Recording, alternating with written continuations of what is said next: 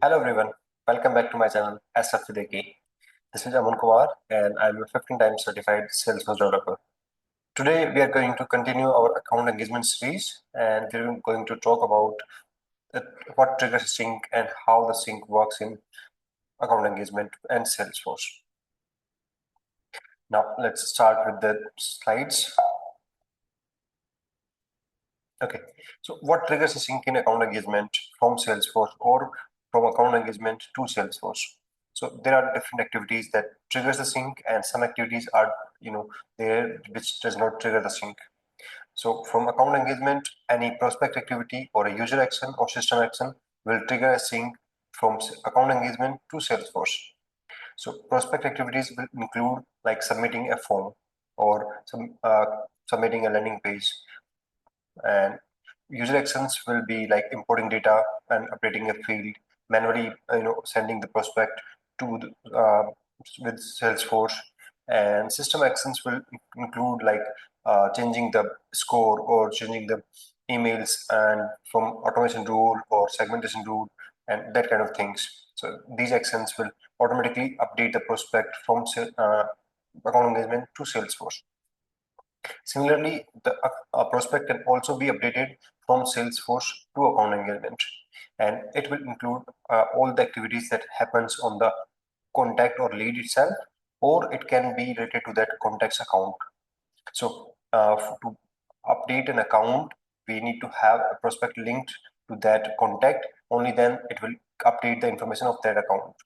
So anything that we do on lead or contact, if that modifies last modified date of that lead in contact, it will update the prospect to account engagement.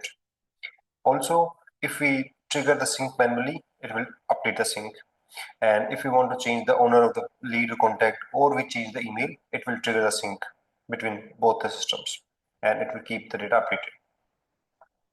Now, this is the default sync logic that works in account engagement.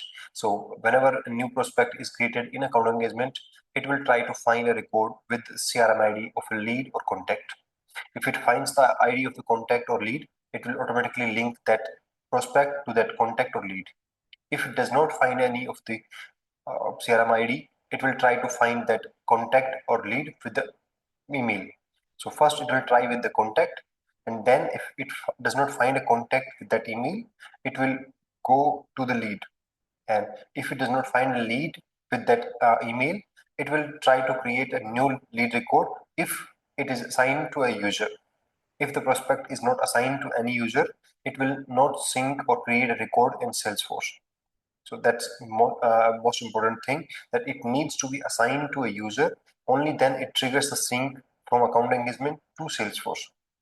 Unless you have an active assignment tool active in the system, which assigns the user automatically whenever a lead is created, or we are using that in account engagement.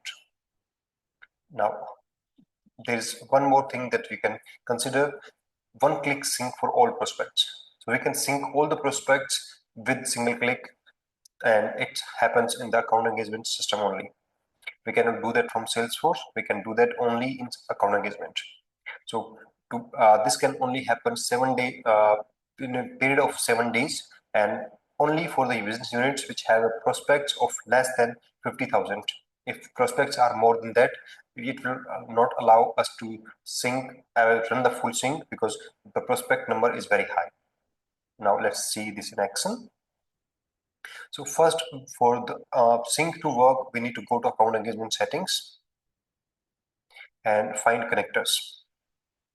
So by default, when we create a new account engagement org, the connector is disabled. So we need to resume the sync first, and we click on resume sync. That will resume the sync from account engagement and Pardot or Salesforce. Okay. Now the sync has been enabled. Now we get the option of syncing all prospects if we have less than 50,000 prospects. So we can just click on one button and it will sync all the prospects from account engagement to Salesforce, or from Salesforce to account engagement. It will work on both ways. Now we can see the sync queue. When this happens, the data will be added to a queue, and only then we can see which prospects are going to sync and which will be available for us. And if something does not work, like there's validation rule in the Salesforce which restricts us from sending the prospect to the Salesforce, it will throw an error, and we can see those errors in sync errors, and we can go to the sync error queue and resolve those errors. Right now, I don't have any errors because it's a demo org, so you cannot find that. Now let's move on to the custom fields. So field mappings. So from Salesforce to account engagement, we can do the field mappings. There are some fields which are mapped by default, like first name, last name, email, and company fields. So these are required fields on the lead and contact, which will automatically be mapped to the prospect. And it will also be mapped from prospect to the lead when it's getting created from account engagement. So these are automatically mapped. You don't have to do anything for these. But we can also map custom fields of account, contact, and the prospect or lead contact. We can map these fields. For a field to exist on both lead and contact, it must have the same API name on lead and contact. Only then we will be able to map that field to prospect. Because on prospect, we can only create one field, and it will be automatically mapped if the API name is same. Now, let's see this in action. So we go to account engagement settings and then object and configurations. In this, we will have prospect fields.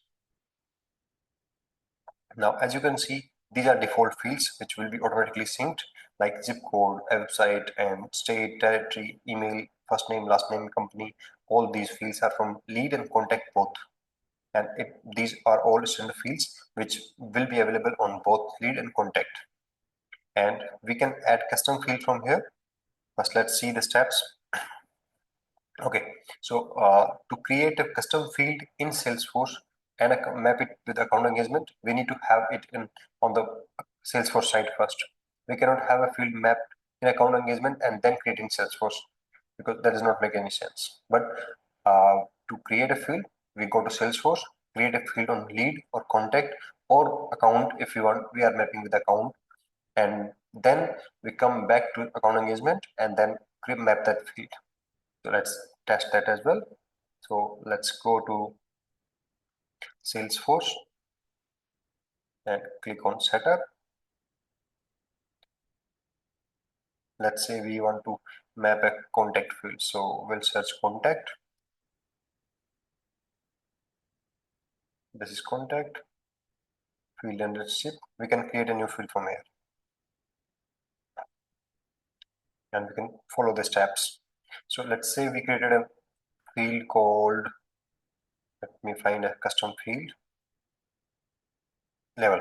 So let's say I'm creating a field level in Salesforce. Now I want this field to be mapped to account engagement prospect. So let's go back to prospect and account engagement settings and prospect fields. Now let's add custom fields. Now we'll give it the same name just to identify it, as we don't get confused with the different names. The custom field ID will be automatically populated. It's similar to API names. We can add a tag if you want to, and we can search a field now. Now level, we can find the field here. Just click on this. Now we have some options. So if we check this checkbox, it says keep this field's type and possible values. For drop down preview button checkboxes in sync with CRM. So if we check this checkbox, it will automatically get the values from Salesforce. Whatever picklist values we have in Salesforce, it will be available in account engagement as well. If we don't check this, we will be able to add our custom values, which might cause some issues when we are syncing the data, because there might be some variations, or depending pick list, there might be some dependency between different pick lists. So we check this. Now sync behavior is another thing that I want to discuss, like which value we want to keep in an account engagement, or on the record. So it can be Salesforce value. So if Salesforce value and account engagement value does not match, then it will give priority to Salesforce value. If we select account engagement value, then it will give the priority to account engagement value. But if you don't want to use any of these, we can use the most recently updated record. So that would mean that if the customer updates something from his own portal or from any landing pages, then it will automatically map with the Salesforce system, and it will be mapped to the prospect as well. And also, if a Salesforce user updates something on the lead side or contact side, it will automatically be synced to prospect, and it will hold that latest value, not all value. So I will always suggest that we go with the most recently updated record value, but we can choose any of these options. Now, type is already dropped down. We can change this, but I will suggest we keep the same as Salesforce field.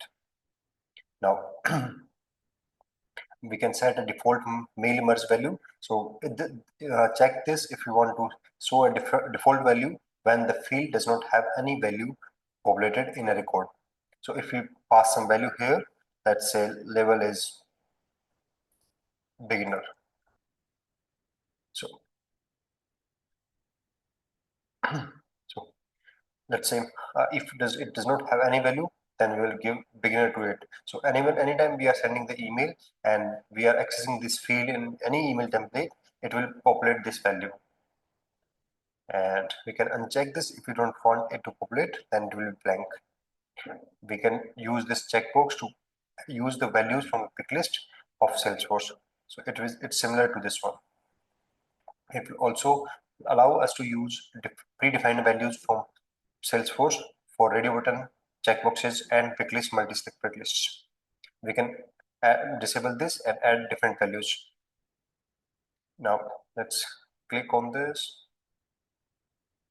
because we need to uncheck this. Now we can add more values. Now let's create this field. Yep. And now I have added the field. Now it's asking me to sync the date, all the prospects, because the prospect count is 0. I have the option to sync prospects.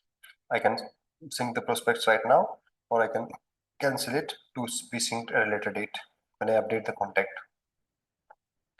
Okay, and now we can save this field. Let's click on create custom field. And the field has been created. So we are now getting the option to sync all the prospects. As I have not done that part, we just resume the sync. I can sync all the prospects right now, or I can just cancel it and do it at a later date. Let's see. That was it from my side. And let's see the slides. Yep. Thank you for watching the video. And if it was helpful for you, please like, subscribe, and share the video. Thank you.